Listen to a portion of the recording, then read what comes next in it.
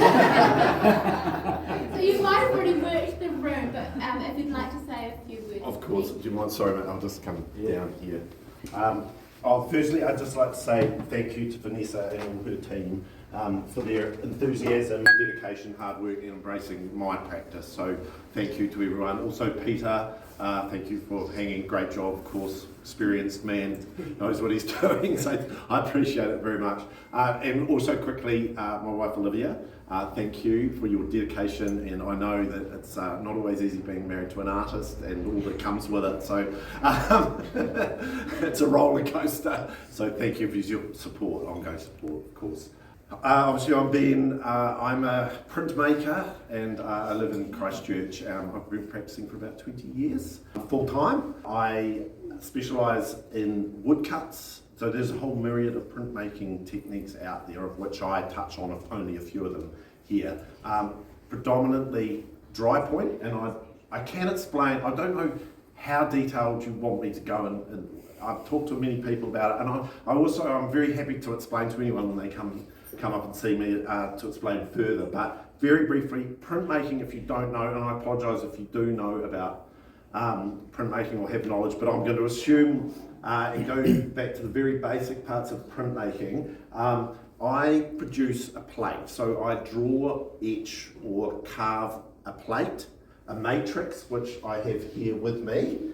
And once I've created that plate, I ink it up. And then once I've inked the plate, I put paper against the plate, and it goes through a manual printing press.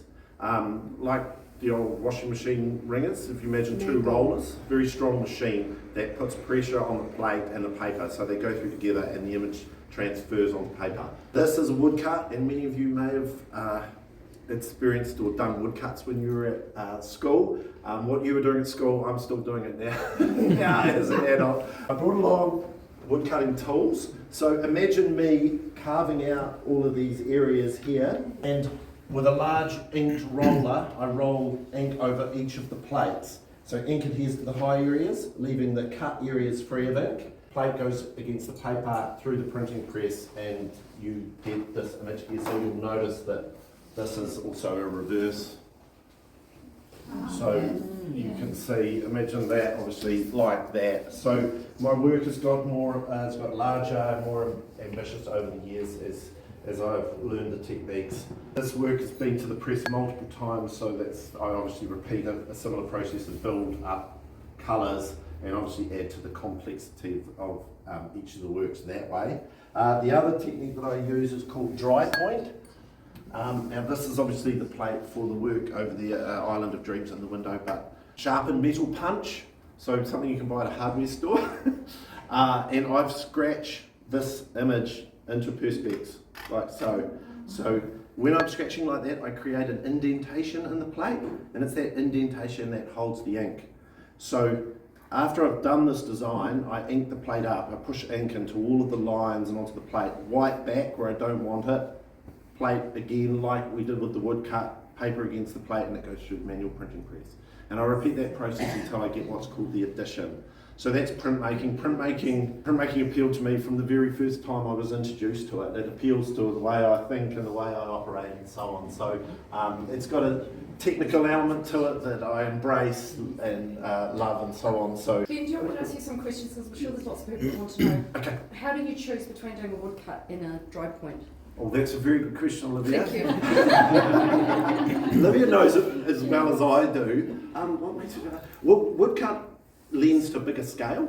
So you're carving large, like just the nature of carving is, I try and carve freely, and I have talked to some of the lovely people that are here about that, but probably scale. So these woodcuts allow me to do large works. These are quite large works for original prints. But when you've been doing it a while, and you know, I've done woodcuts for many years, and then I think, well, you know, work begets work. So once you've done that, you think, well, I could do this and I could do that. So I've become more ambitious and more, I suppose, confident as time goes on. Yes. Next question: why are they on two pieces of paper?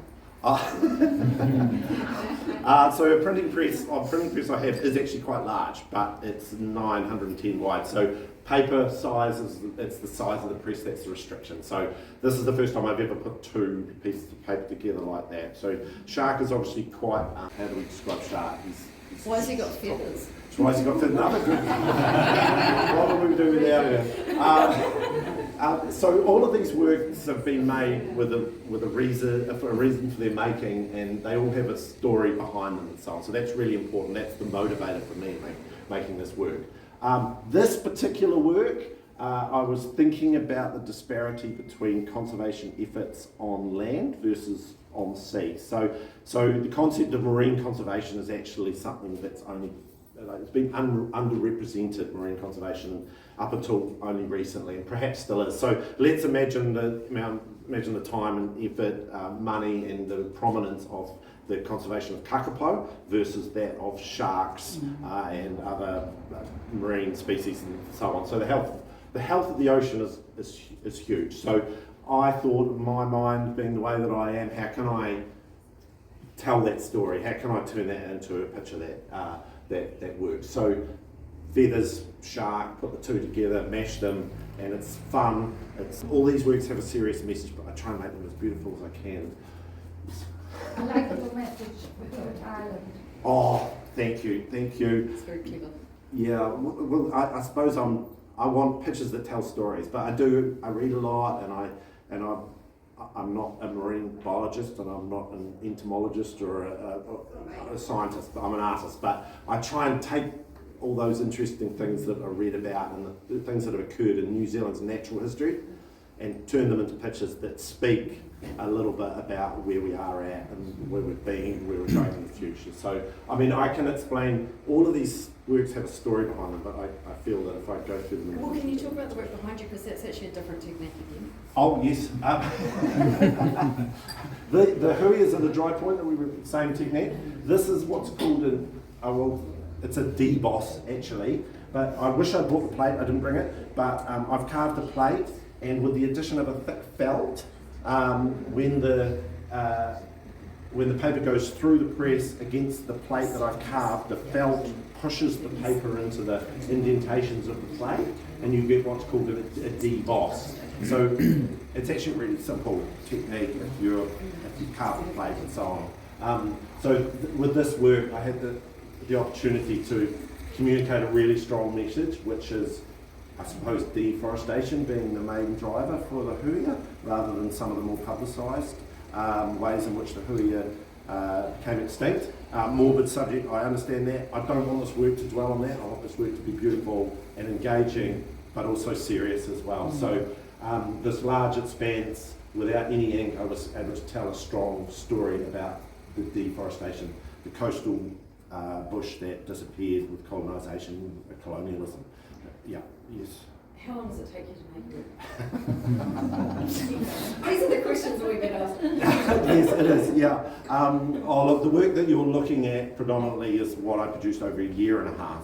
So I'm producing a work every 3 or 4 months. So there's a huge amount of time goes into each one. So something to remember with these works, as a printmaker, you're obliged, I feel, once you've gone to trouble making a plate like this, is to produce an edition from that plate. So there are multiples of all these works, but that obviously has huge benefits for me and for you, and that this work, I can send messages. That's what printmaking was invented for. That's why they invented the printing press, so that they could spread messages, and that's one of my focuses. So my work goes further with printmaking.